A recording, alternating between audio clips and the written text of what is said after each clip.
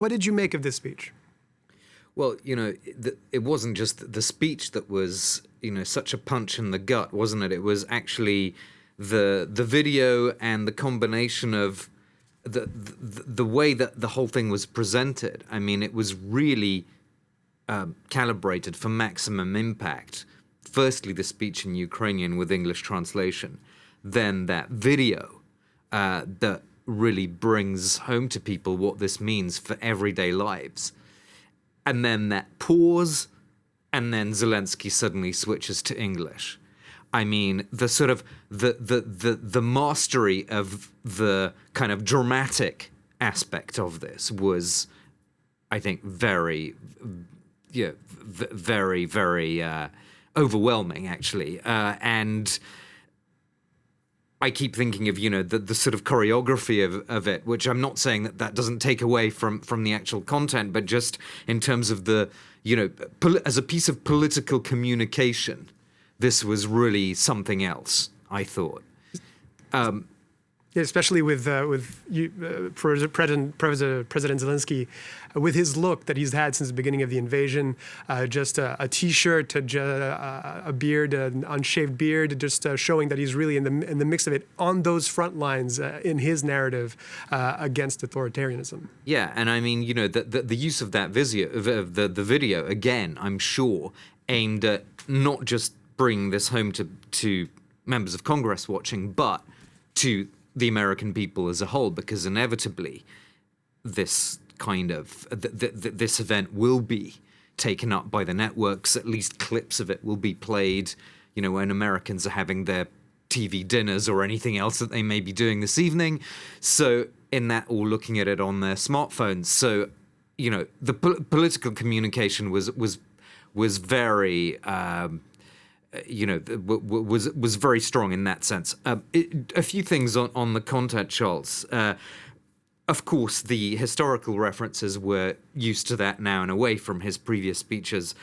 He quoted from Winston Churchill in his address to the British Parliament. Here, he's using a similar technique, mentioning Pearl Harbor and 9/11. So appealing to Americans' sense of themselves and their history and their, moments when they really needed help from others. 9/11 obviously being the most recent example of that, global crisis, which America expected and did indeed receive help from the rest of the world. It's interesting, the video was used to kind of structure these demands for a no-fly zone. So he mentioned that before in the opening sections of the speech, then played the video. The video ends with "clothes the sky over Ukraine." So that was, I think, a pretty clever piece of messaging that wasn't just verbal, but a visual underscoring of that demand for a no-fly zone. But he also, I think, gave some kind of space for the American, political establishment to say, well, if they really don't feel they can try this no-fly zone, then he said, well, there's other things that you could do. He mentioned the S-300 missile system, the surface-to-air missiles, and he also mentioned powerful aircraft. That was, of course, allusion to these MiGs that there's been a bit of a kerfuffle between the US and Poland about what exactly could be done. As I understand it, just to zoom out of the speech for a second, Charles, from what I gather, this question of the S-300s is not completely off the table. The US is looking at where they might be able to procure such a system, but they would have to then resupply that, refit the country that it was taking the S-300s from. That is presumably not an instantaneous process. And obviously the message that Zelensky is bringing is that time is extremely urgent. The other issue of the powerful aircraft that he talked about, again, that is obviously from NATO's current thinking, a very, very risky move, because even if Ukrainian pilots were flying the MiGs, there is absolutely nothing to stop an escalation in which at some point the MiG would have to take off from a Polish airfield, for example, or Slovakian or Hungarian, wherever.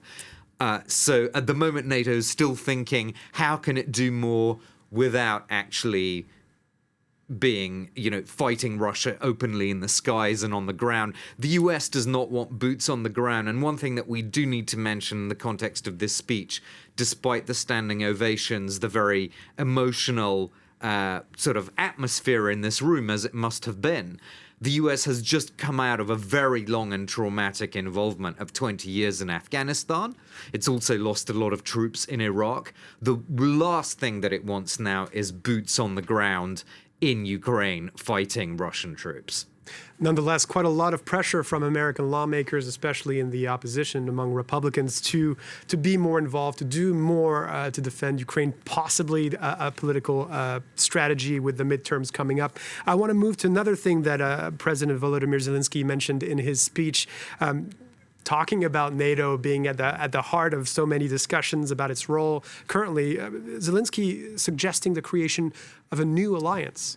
Yeah, I think he called it a U-24, but maybe I misheard that. I'd have to look into it again or watch the playback. But he talked about creating a new alliance of countries that would provide very quick help economically, militarily, in terms of sanctions, a kind of alliance for freedom. I think that was the sort of gist of what he was saying. And I just wondered whether implicit in that call was a criticism of NATO. Was he essentially saying, NATO, yes, thank you for the help, but it's moving too quickly, that we need alternative structures. So when this sort of thing happens, then there can be a kind of a separate alliance that is not NATO, that is activated to help a country much more quickly that finds itself under attack. Again, that's something that I would instinctively say, Charles, that certainly to kind of Republican thinking, sort of traditional Republican national security, hawkish thinking, that would be pretty much music to their ears. But again, we've got to be very careful, because there have been a few noises made in recent weeks by some of the old neoconservatives who got a pretty bad name after the invasion of Iraq. And I think mainstream Republican opinion, while obviously very open to defending democracies and so forth, doesn't want a return of the neoconservatives and try to nudge the US into another Iraq-style adventure. That is certainly something that the Democratic president doesn't want, that the Democrats in Congress don't want either. And we're actually expecting U.S. President Joe Biden to make an announcement of his own in just a few hours following Zelensky's address. What can we expect from that announcement by Joe Biden? Well, we're expecting him to announce another security assistance package for Ukraine, an additional $800 million.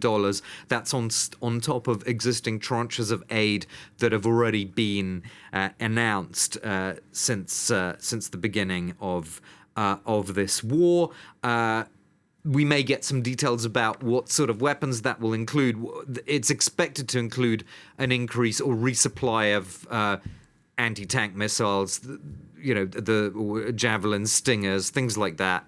But again, we're not really expecting at this stage a fundamental US strategic rethink in terms of a much bigger involvement by NATO, unless this speech by Zelensky has somehow, pushed President Biden into a different direction. We'll have to see. But for now, caution is still very much the watchword. There's a NATO summit that President Biden travels to in Europe next week, where obviously they will be discussing contingencies for things like what happens if there's an airstrike from Russia that hits Polish territory. All these things still have to be hammered out, no doubt. But at the moment, the US is still proceeding very cautiously.